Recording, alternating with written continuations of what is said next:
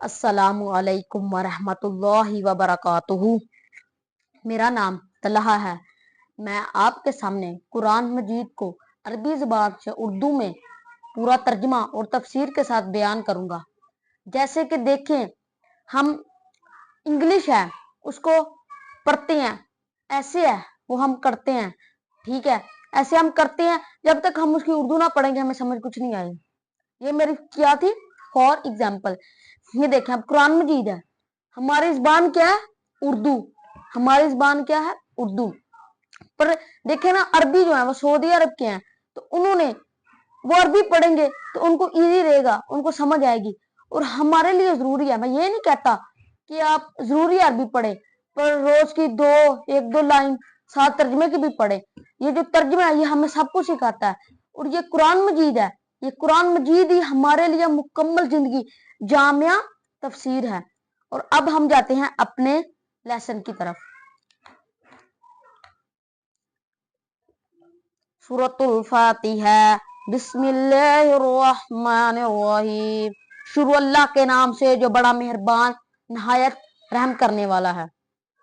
الحمدللہ رب العالمین الرحمن الرحیم مالک یوم الدین ایاک نعبد و ایاک نستعین اہدنا الصراط المستقیم صراط الذین انعمت علیہم غیر المغضوب علیہم ولا الضالین آمین۔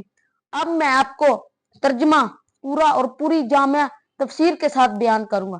سورۃ الفاتحہ مکی ہے۔ سورت کے بعض مقاصد: اللہ تعالیٰ کے لیے خالص بندگی ثابت کرنا۔ تفسیر: کتاب اللہ تعالیٰ کی ابتدا میں آنے کی وجہ سے اس کا نام سورۃ الفاتحہ رکھا گیا۔ قرآن مجید کے بنیادی مضامین اللہ تعالیٰ کی وحدانیت اور عبادت وغیرہ پر مشتمل ہونے کی وجہ سے اسے ام القرآن کا نام بھی دیا جاتا ہے۔ یہ قرآن کریم کی سب سے عظیم سورت ہے اور سبع مثانی یعنی بار بار تلاوت کی جانے والی 7 آیات سے مراد بھی یہی صورت ہے۔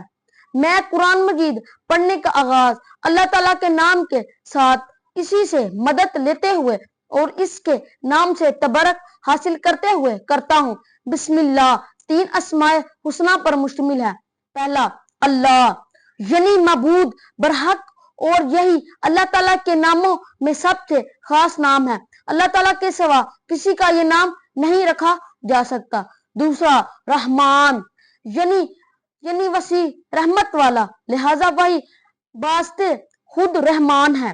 تیسرا، الرحیم، یعنی لگاتار اور مسلسل رحمت کرنے والا، وہ اپنی رحمت کے ذریعے اپنی مخلوق میں سے جس پر چاہتا ہے رحم فرماتا ہے، اور اس مخلوق میں سے بعض بندے مومن ہیں۔ کامل ثنا، ہر قسم کی تعریفات اور جلال و کمال کی تمام صفات صرف اللہ اکیلے کے لیے ہیں، کیونکہ وہی ہر چیز کو پالنے والا، پیدا کرنے والا اور اس کی تدابیر کرنے والا ہے۔ عالمین عالم کی جمع ہے، جس سے مراد اللہ تعالیٰ کے سوا ہر چیز ہے۔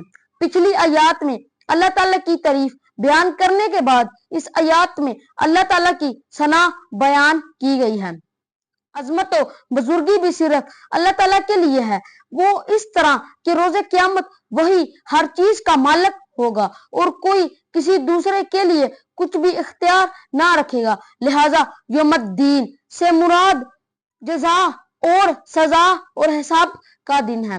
یا اللہ، ہم عبادت و طاعات کی تمام اقسام میں صرف تجھ اکیلے کو خاص کرتے ہیں، تیرے ساتھ تیرے غیر کو شریک نہیں ٹھہراتے، تجھ اکیلے ہی سے اپنے تمام معاملات میں مدد مانگتے ہیں۔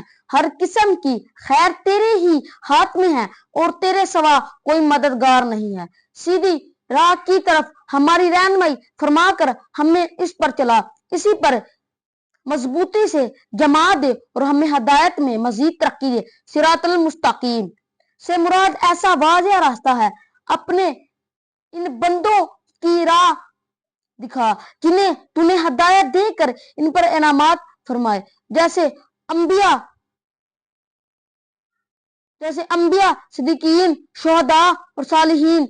ये क्या ही अच्छे साथी हैं। इन लोगों की राह पर ना चलाना जो तेरे गजब का शिकार हुए, जिन्होंने हक को पहुंचाकर इसकी पैरवाई से गुरेज किया। जैसे यहूद और हक से भटके हुए लोगों की राह पर भी ना चलाना, जो तलाश हक में अपनी कोताही की वजह से हक पाने से कासर रहे, जैसे ईसाई। फवायद। अल्लाह ताला ने अपनी किताब का आगाज बिस्मिल्लाह से किया ताकि अपने बंदों की रहनुमाई फरमा के वो भी इसकी मदद और तौफीक की तलब के लिए अपने अक़वाल व अफ़आल का आगाज इसी से किया करें। अल्लाह ताला के नेक बंदों की दुआ का तरीका कार यह है कि वो पहले अल्लाह ताला की हम्दो सना और अजमत तो बुजुर्गी बयान करते हैं, फिर अपनी हाजत मांगते हैं। मुसलमानों को तनबिया की गई है कि वो ईसाइयों जैसे गुमराह लोगों की तरह तलाश हक में कुताही करें, ना यहूद जैसे गजब इलाही के शिकार लोगों की तरह हक को पहुंचाने के बावजूद बेअमली की रुश अख्तियार करें। ये अजीम सूरत बताती है कि ईमान में कमाल सिर्फ इबादत इलाही में इखलास और गैर अल्लाह को छोड़कर अकेले अल्लाह ताला से मदद नसरत मांगने से हासिल होता है। जैसे कि आप देखें, सिरातुल मुस्तकीम का ऐसा रास्ता है, सिरातुल मुस्तकीम से मुराद ऐसा वाज़ेह रास्ता है जिसमें